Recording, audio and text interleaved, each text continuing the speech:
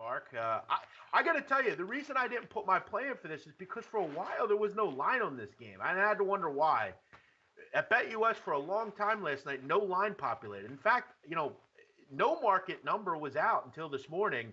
I have to wonder about that. You got the Houston Astros hosting, or the D-backs hosting the Houston Astros. Kind of that interesting matchup here. You got a big bopper lineup against a team in the Diamondbacks whose pitching rotation, pitching staff isn't good. We know Baumgartner's really at the end of his career. His fastball's topping out at like 91. It really has struggled. Luis Garcia, kind of an interesting guy, got a weird kind of delivery, but it works for him, and he's able to kind of throw a cutter and some different pitches.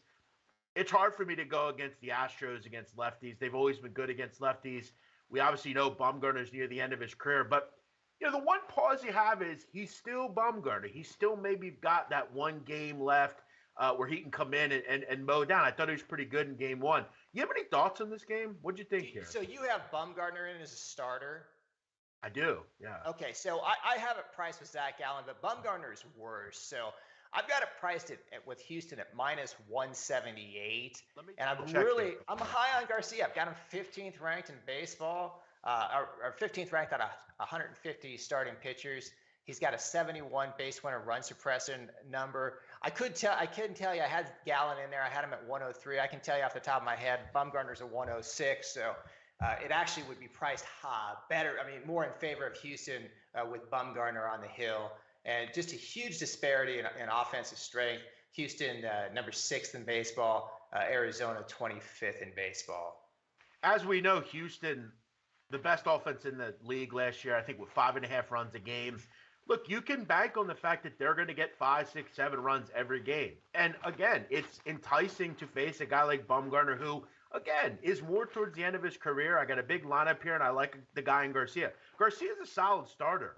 Pretty good bullpen.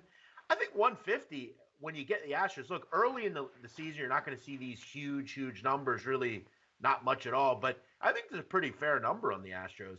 Yeah, no, I think it's good. And you, I don't know if you talked about the bullpen, but just a huge advantage for the Houston bullpen over the D-backs. And yeah, I mean, I think minus 150 is quite affordable here, Jeff. I think it's a good play. Now, I will say the start of the year for baseball for me has not been good. I backed this clown show Brewer team a couple times. Let me just say something about the Milwaukee. And I told you about that team when you're right. We bet Corbin Burns on Thursday. I said I bet this damn team because Corbin Burns would just throw so well, and these guys couldn't score for him last year. And I'm like, gosh, I don't know if I trust this Milwaukee offense. They're 20th in baseball, and that's kind of why I roll with the Dodgers, Gil, to win that NL. Sorry to jump in, but it pissed me off. No, I think you're. And look, the one knock when we were talking about the Brew Crew was, could this team hit? And look, right now they couldn't hit a beach ball. And the ball wouldn't go in the ocean if they were in a boat. I mean, this team sucks right now, and they can't hit. But I feel like I knew that. I don't know why I tried to spin things. This team has chronic problems offensively, and it's not going to get easier anytime soon. But that being said, when you back, and I know people have asked about when do you back a run line team. Look, the truth is you shouldn't back a run line if the team can't hit. Okay, because winning is going to be a problem, let alone winning by multiple runs. The Astros are the types of teams, the Dodgers, teams like that, and that's a very basic thought. But, in this kind of spot where you see a pitcher, they likely get 5, 6, 7 runs against a team that can't hit in the D-backs, this is another good spot to take a run line. So, I haven't really done well with run lines, but I backed the same team twice who can't hit. This is the kind of spot where maybe, Mark, you maybe have some interest in a run line. Which game are you talking about on that, Jeff? Sorry. Houston. Yeah, I think so. I mean, you can play all different kinds of ways. It's interesting that you like to play the run line just on the away team. And I thought that was an interesting way to handicap it. But it makes sense. I mean, you're getting the team you're getting 9 trips to the plate or 9 innings to the plate. Do you ever play run lines on the home team, or is that just a set rule for you, Jeff? No, I don't. I mean, I want full 9 at-bats. I don't play that many run lines. I mean, it's just – I guess for me, I don't bet a lot of games in general in any sport. I kind of try to find a couple that I neutralize and keep my variance low. But Yeah, I think, and a lot of the times I'll just play a team total. That way I can just focus on the one offense that I like and on a pitcher I don't. I think in this spot, though, at 5.5 with the Astros, here's the thing. If there's a question on the Astros with me, it would be Garcia. I don't know that I love him. I think he's a good pitcher. He's a solid pitcher. But I also don't like the Arizona offense. So I think there's a couple ways you could go here. But, yeah, for me, I'd probably only play run lines on away team just because I want to make sure I get that full 9 at bat. So if the game's 4-3, I'm going to into the game, in the ninth inning as the home team.